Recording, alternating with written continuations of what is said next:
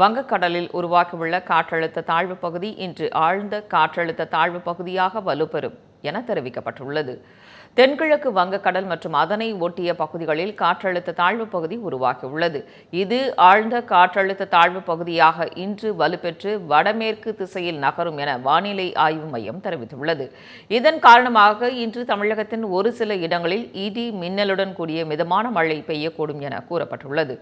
நாளைய மறுதினம் அந்த ஆழ்ந்த காற்றழுத்த தாழ்வு பகுதி இலங்கை தமிழக கடற்கரையை நோக்கி நகரக்கூடும் என தெரிவித்துள்ள வானிலை ஆய்வு மையம் வரும் 11, 12, 13 ஆகிய 3 நாட்களிலும் கனமழைக்கு வாய்ப்பு உள்ளதாக கூறியுள்ளது. தமிழகத்திற்கு மிக கனமழைக்கான எச்சரிக்கை விடுக்கப்பட்டதை தொடர்ந்து முன்னெச்சரிக்கை நடவடிக்கைகளை தீவிரப்படுத்த மாவட்ட ஆட்சியர்களுக்கு உத்தரவிடப்பட்டுள்ளது. வங்கக்கடலில் உருவாகியுள்ள காற்றழுத்த தாழ்வு பகுதி காரணமாக தமிழகத்தின் பல்வேறு மாவட்டங்களில் கனமழை பெய்யும் என வானிலை ஆய்வு மையம் எச்சரிக்கை விடுத்துள்ளது.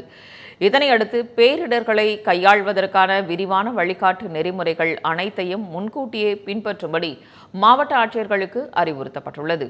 இது தொடர்பான கடிதம் எழுதியுள்ள வருவாய் நிர்வாக ஆணையர் ராஜேஷ் லகானி, பொதுமக்கள் தங்குவதற்கான நிவாரண முகாம்கள், உணவு, குடிநீர் உள்ளிட்ட அடிப்படை வசதிகளை முறையாக ஏற்படுத்த உத்தரவிட்டுள்ளார்.